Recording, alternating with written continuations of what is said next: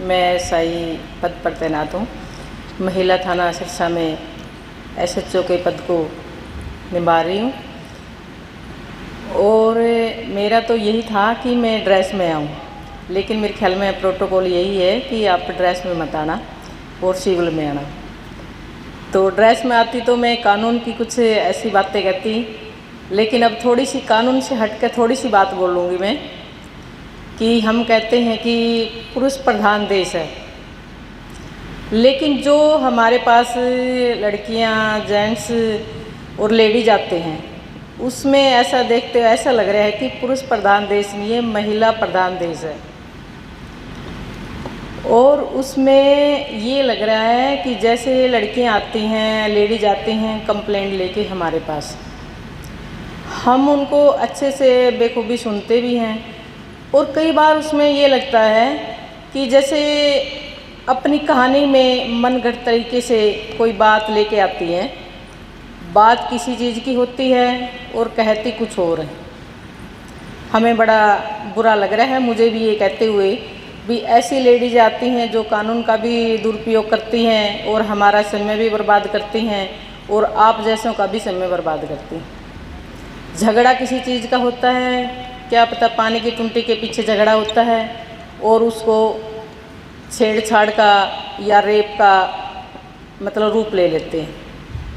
लेकिन ये थोड़ा सा अच्छा नहीं लग रहा मेरे को ये कहते हुए भी ऐसी महिलाएं जो हमारे प्रति जो कानून बना रखा है, जिस कानून का हम सदुपयोग करना चाहिए वो दुरुपयोग के रूप में प्रयोग हो रहा है। तो प्लीज़ मैं अपने माध्यम से बहनों को यही संदेश देना चाहती हूँ कि जो कानून हमारे लिए बना रखा है हमें उसको सदुपयोग करना चाहिए, न कि दुरुपयोग करना चाहिए,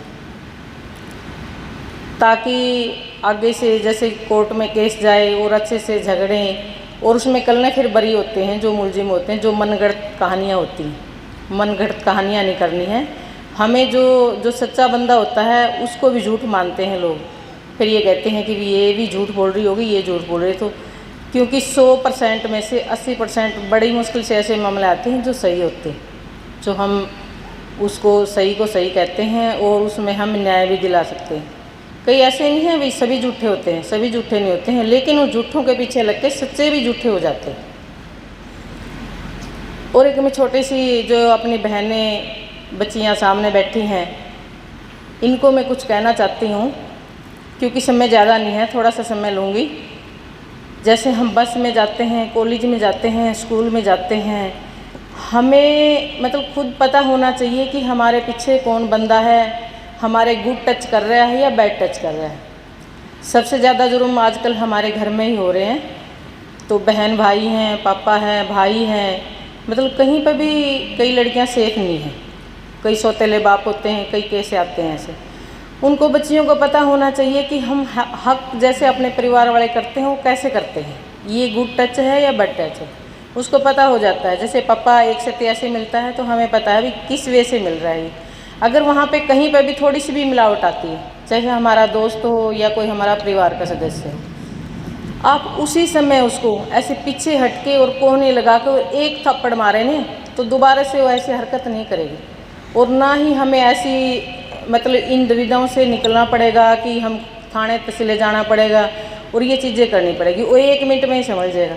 अगर हम इस चीज़ को सहते रहे तो ये बड़ा रूप ले लेगा और फिर हमें मतलब उस कदार से निकलना पड़ेगा कि लोग देखेंगे, कोई हमें सच्चा कहेगा, कोई हमें झूठा कहेगा।